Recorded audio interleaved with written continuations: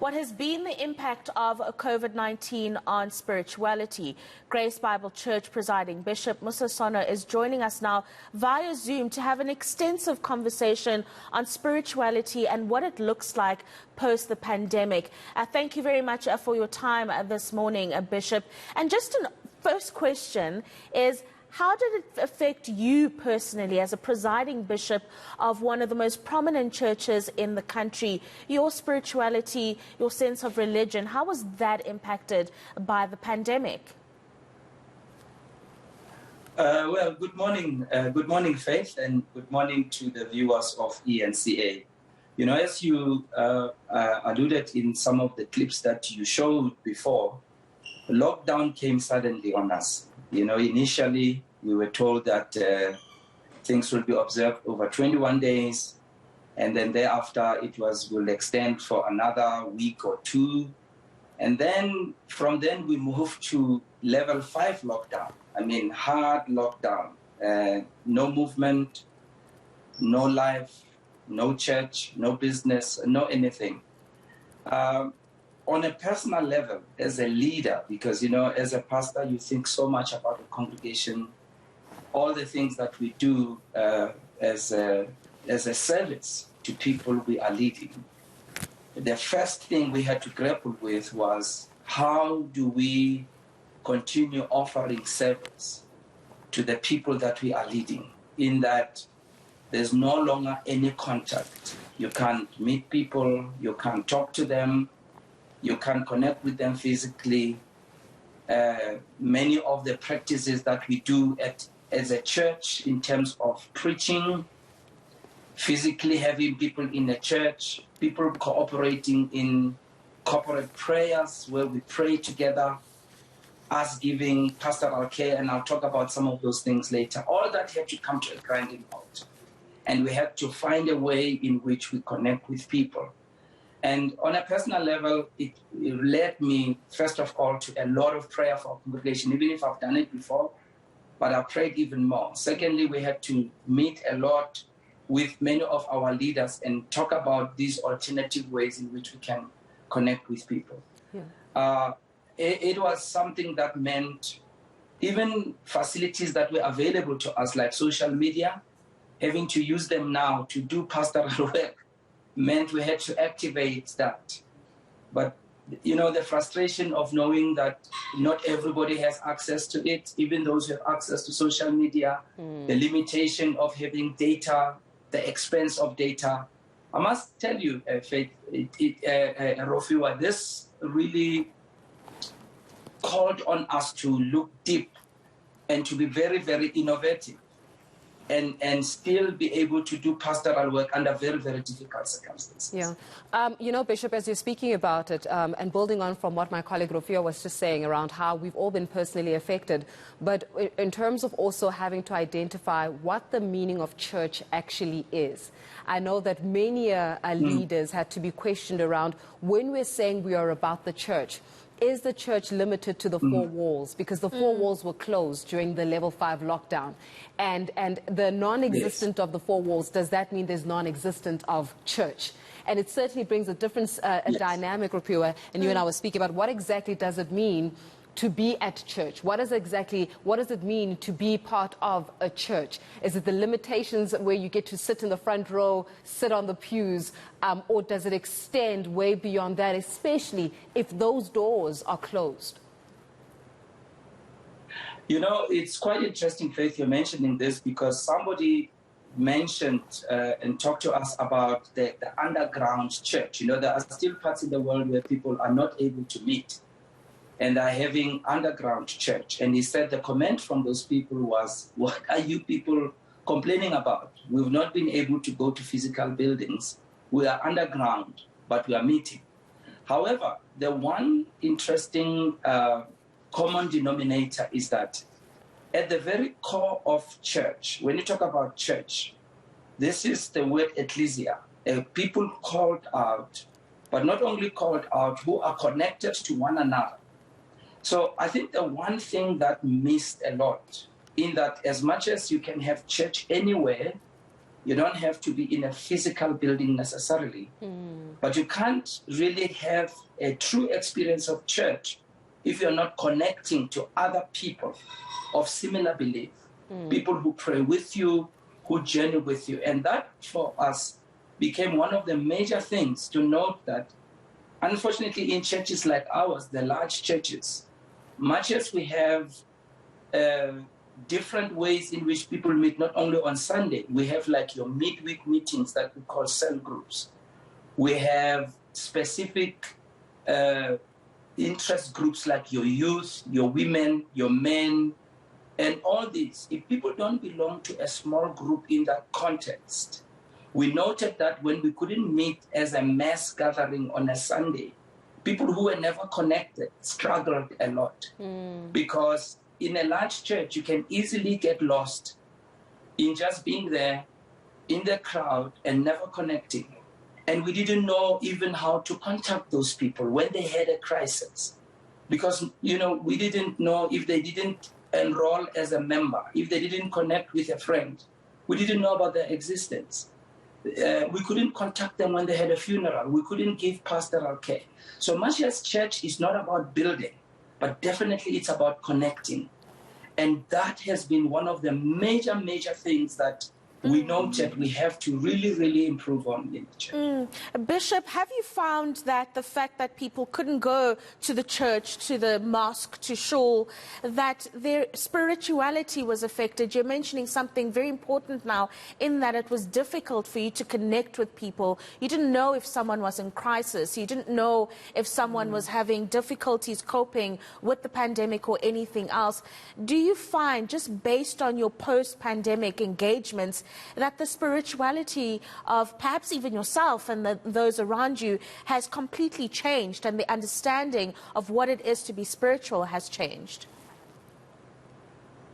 You see, there are levels, Rofua, of spirituality. There are what I call personal disciplines, where as a believer or as a faith person, you need to connect with God on a daily basis. In the case of us as Christians, you read the Bible, you think through what the Bible is saying, you pray and connect with God on a personal level. Now, that has many benefits. And in fact, that forms the foundation of a strong Christian life. And that's what we strive to teach people to do. You need to do that. But there's another level. When I'm with other people in a corporate setting, it's a different environment. When I'm with you at church and I get to hear what you are reading, what God is saying to you, how you prayed, and I get to share with you my problem, and you in a way say to me, this is how God did this in my life. There's a way in which when you meet other people, there's another tier that adds to my spiritual walk. I see as well, if you look in the lives of young people, young people, much as they like to do things by themselves, but they like to belong somewhere. They want to be part of something. And, our church has got a lot of young people. And I saw our young people struggle because they were not able to connect with another young person of the same faith. I mean, living in this time where you're a young person, you're trying to do right, you're trying to live right, you're trying to embrace certain values, but the environment you come from, society and otherwise, is talking to you in a different way.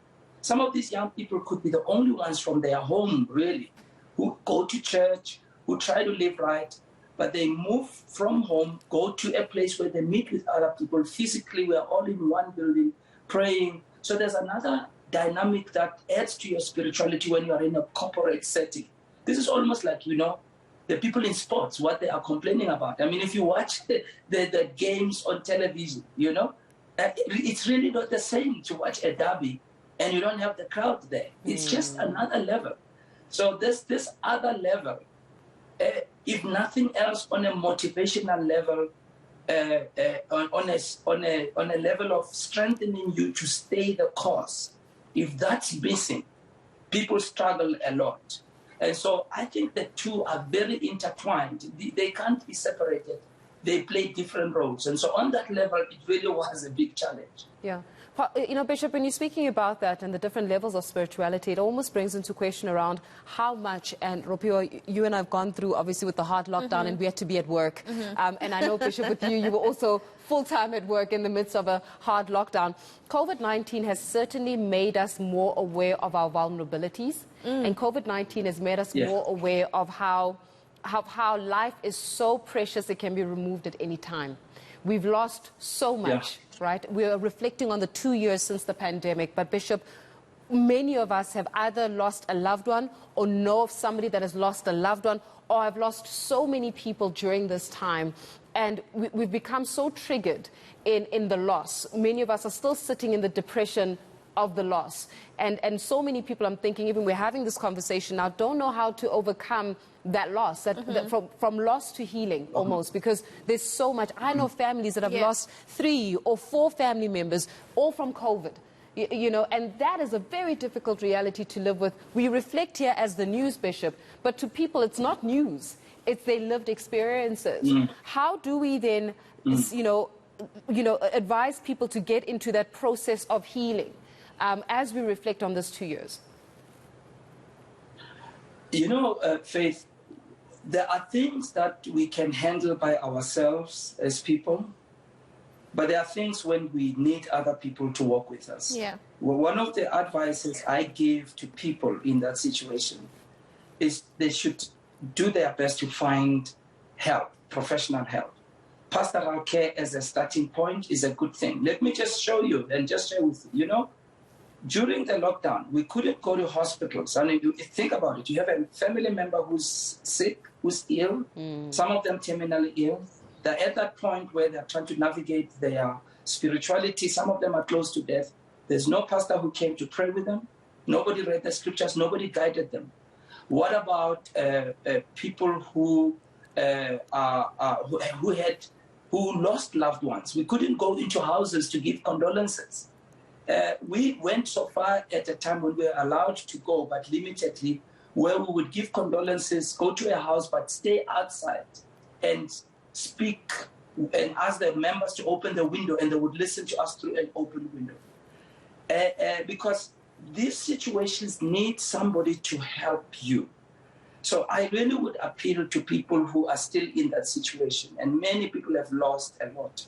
Please go for counseling. Go for help. Let somebody walk with you in this time. These are not things that people can just shake off. Some of it doesn't mean it heals over time, because there's many reminders. You remember the people's birth dates. At this time, you probably remember where you were with these people. You may remember their last days and all of that. I really ask them to go for help, because it's in that context that we can journey with them. People heal as you journey with them. People heal as you give them practical tools to know how to deal with grief. And, you know, there's a way we help people. This is how you deal with grief, this step. And by the way, people grieve differently. There are those who are introverted. There are those who expressed it at that moment. There are those who are angry. There are those who have questions about God. Why did you let my mother die? Why did my father go? Why were my children? Why did I lose my job? All these myriads of questions, I would really ask for people to go for professional help. It really will go a long way in assisting them. Yeah, no, absolutely. I'm going to try and change the direction in which we're going a little bit, Bishop, and ask you, how did you deal with social media as the new norm for your messaging and your communication with people around you or your community? I mean, if I think about it, my dad, for example, still struggles with simple things like WhatsApp and Facebook, and now you had to lead entire congregations using these platforms. Yeah. How did you navigate that? And did you find that you had to alter the way in which you give out the message that you had received from God to share with your congregants? Rofio, I must tell you, young people became our stars, and are still my stars today. Because I'll be honest with you, I don't like to be on social media much, even if I use it. And as a result, I didn't know even how to operate some things. Of course, I'm pretty good, but I wasn't as good. So our young people carried us. They set us up on Facebook, on Twitter, on Instagram. And I remember there was this day, I still remember, it was in July sometime, where it was level 5, and I'm at church, and all I have is the cameras and the crew that's there manning social media, because we decided to go live on Soweto TV and simultaneously live stream that to our Facebook page, to our church website, and some of the other YouTube. And it's all the young people who were doing that for me. And I became their student. To date, I still am. And I had to learn. How do I preach to a camera and there's nobody saying amen? You know? There's nobody responding. Yeah. How do I retain the authenticity of what I'm preaching? Even when I'm not, because preaching is communication. You look into people's eyes, people talk back to you. You see if people are hurting. You can see if they understand what you're saying. You can tell if you should stay longer on a point, because communication is that way. But this time around, is the camera I'm looking at. Yeah. I tell you, it was a long learning curve, and I can't say I'm over it now. I know everything, but I had to learn. Yeah. I had to learn to do. But the young people carried me, and this is where I say, even to church leaders, never underestimate the value that young people add to a church. That is so important. I don't think our church would be where it is without our young people, and I always take time to go thank them. Even this past Sunday, there was a recording done of some program that's going to be shown on television sometime. And it's the young people who carried us. And I went to each one of them to tell them. And you know why I do that, Rofiwa? Is because sometimes young people feel like they can't contribute in God's work. They feel that maybe for them to contribute, they must preach like me. And I'm saying, no. If you're behind the camera, and if you are the one who is having me on Facebook and you're manning that, you are doing the work of God as much as I am. And they have to find their space in that. So that for us was a really big one, and it wasn't as difficult because we've always had the support of young people anyhow. Sure. I love that. I mean, we're still learning social media, no offense. I mean, don't judge us by us having even a platform like this, Bishop. We also struggle there in that regard. But just to look at also, I mean, I remember before we even went into lockdown, and you would remember this, is around how many people had to speak about, you know, the different types of churches that were springing up and the different levels of spirituality, and how sometimes some churches were not regulated. Sometimes, you know, congregants will go to certain churches and you question where it was a little bit questionable about the type of church that they're going to, the type of practices that they have. Do you think that this COVID-19 pandemic offered even congregants an element of reflection around who or which leader leads authentic, me, and which leader is authentic versus which leader is a false prophet? And I know the Bible always speaks about false prophecy, right? So do you think that this gave us an opportunity, even as congregants, to go, hold on a second, guys. Maybe this was not the right pastor for me. Maybe this was not the right church. Maybe here we were being taken for a ride, because we need to be real with this in terms of how even we have been affected as people that, you know, as congregants. Yes, Faith, that's such an important point you're making, because remember, social media gave people access to all preachers, right? All kinds of us. And once you have that, it means invariably you're going to start comparing. Invariably, you're going to start weighing what people are saying.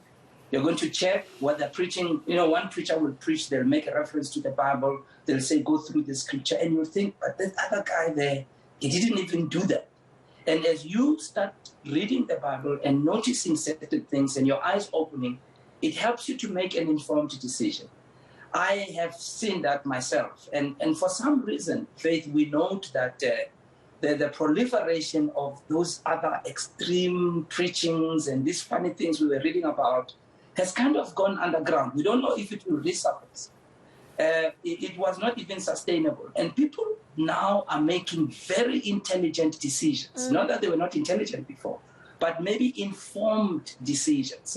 Maybe if I was to add another thing, I think the other dynamic that I found became interesting was that we moved away from people only connecting because they're a member of a particular church.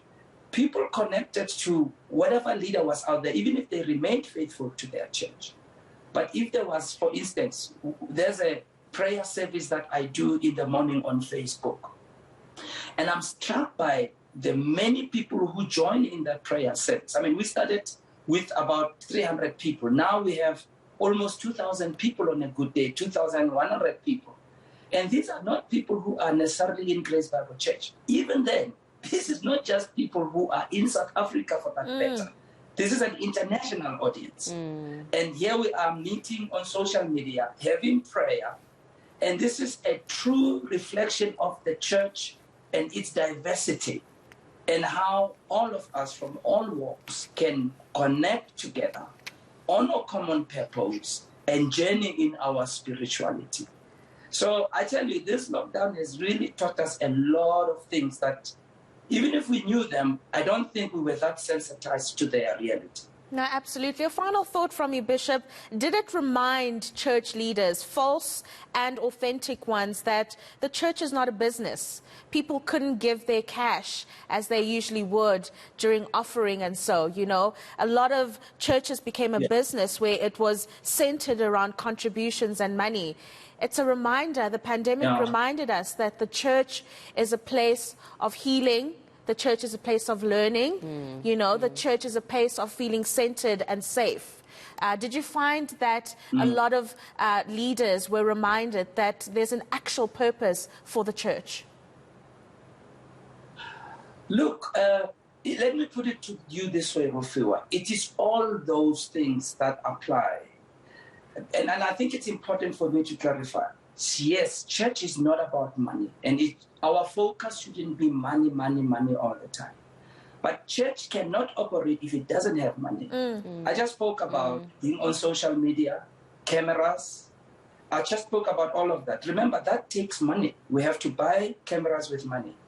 We have to buy data to be on social media. We have to pay for airtime if we go on TV. So I think it's about a healthy balance. For me, it said to me that you don't make money the focus. It shouldn't be the motivation of why we do what we do. Yeah. But you need money to be able to do, because you know what was a disappointment to us, Rofiwa Faith, is that when we approached some of the major social media people's networks to try and reduce the amount they charged for data, they didn't want to do it because we were aware 2 years ago that social media is going to be the way to do what we do. And if people are to have access at these exorbitant amounts, it's not going to be sustainable or affordable, but they wouldn't do it. So if you are a church that didn't have the finance, if you didn't have the funds, it means you went underground. Even if you were an authentic church, you are doing good work, it means you went underground. Never mind what the preacher should be given to be sustained in his life or her life, but just the actual church work. You know, it meant those funds were not there. If you are renting a building, if there's no offering coming in, you can't go to that building. If you have to be on social media, have data, you can't. So I think it is a balance of the two that we learned. Just a healthy balance, which sometimes, unfortunately, people were rather too extreme about chasing money. But money is a necessary part of doing church. Doing God's work indeed. Thank you so much, Bishop. This has been a very, very enlightening conversation on a Saturday morning, has it not? I know, I feel like I'm being washed. Nah. It's like you want to end off by saying, can you get an amen? Amen. Thank you very much to Bishop, Bishop Mosa Sono there from the Grace Bible Church, joining us this morning for an enlightening, introspective conversation on spirituality and how it's changed over the last 2 years because of the pandemic.